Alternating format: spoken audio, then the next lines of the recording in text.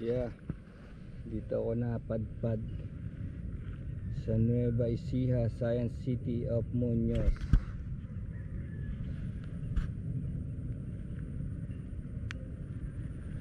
Okay. Ito yung mga farmland piniprepare. Tatanim yan dyan. Tatanim. Maambon-ambon. Pero umalis ako sa Marikina, maambon-ambon na.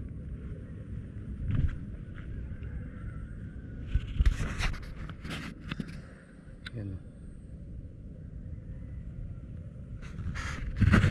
So tumakbo ko kahapon ng solo. Maambon na rin sa Marikina. Tumakbo ko ng mga 185 kilometers gamit si Rouser 200. Mabilis yung takbuhan pero malayo pa rin talaga to. Estimate ko rito pinakamabilis ko sana kung hindi ako naligaw 155. Kaso banda ron sa may Cabanatuan nagkaroon ng detour, ginagawa daw ko yung Pan American Highway pero pinakanan kami papuntang Dingalan. Tapos hindi na ako nakalabas dun sa ruta na yun, dito sa pakanan na papuntang Dingalan, hindi na ako nakalabas. Napasobra ako ng ng 30 kilometer papuntang Dingalan. Kasi nagulat ako, ang alam kong papuntang Dingalan lubak-lubak, pero hindi na pala ngayon. Sementado na, nagulat na lang ako bakit pataas na siya. Pataas na ng bundok yung road, tapos nakalagay Barangay Malate, Palaya City. Palaya City ang pangalan. Sabi ko, Palaya City. Hindi na to yung sabi ko hindi na to yung Nueva Ecija kasi malapit na ako sa Nueva Ecija sana. Puntas ng Cabanatuan, Nueva Ecija na eh. Naligaw ako 30 kilometer, tapos may nagturo sa akin na parang yung mga bata, sabi dumiretso pa daw ako, mas maganda raw kaysa bumalik. Yung pala balak ng mga bata paikutin ako sa Rizal, Bungabon, Rizal, ganyan. Ang layo nun, narating ko na dati yun.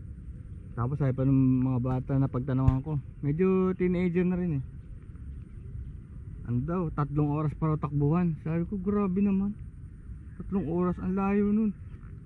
Tapos second opinion ako, nagtanong-tanong uli ako, balik na lang sabi, mas okay pa. Tapos lumalabas parang pabalik parang 15 kilometers lang pala. Pwede, mas magandang bumalik 15 kilometers dun sa error ko. Tapos yung pagkabalik ko, munti kang maubusan ng gas. Tapos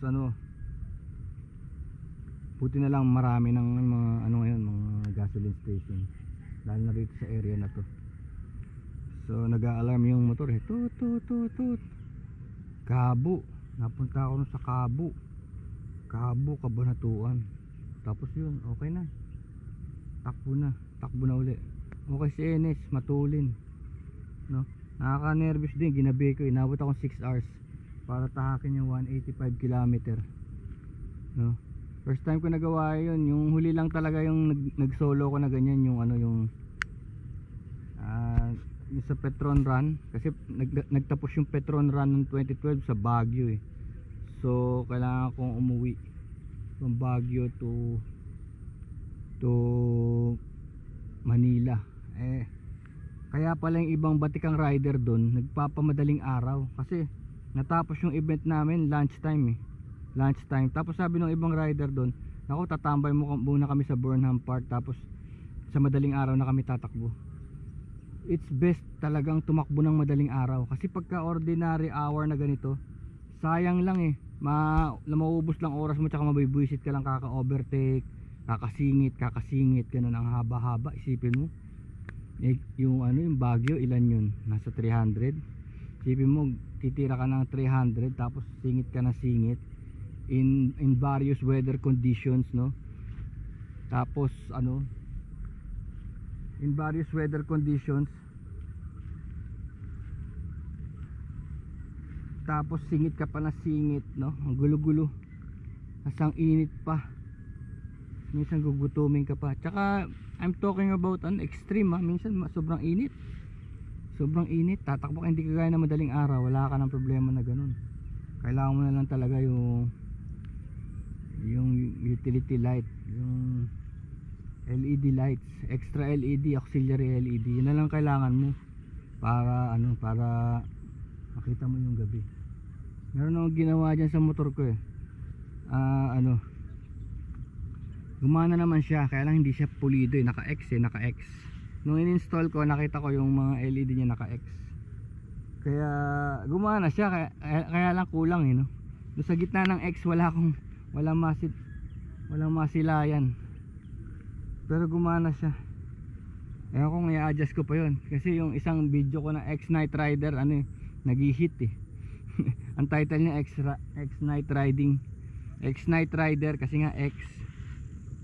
Pero actually hirap siya gamitin. Pero nakarating naman ako dito. Iba talaga ang farm life. Farmville, farm life. Siyempre sa palengke dito, mga products din nila, products din ng Nueva Ecija. So, makakita ng mga ginagamit, yung mga knife na ginagamit sa farm. Marami sila rito, gumagawa sila mga itak. Tapos yung ano yun, yung mga handle doon, yung pang handle ng kalabaw, yung sungay ng kalabaw, yun ang handle. Mura lang dito.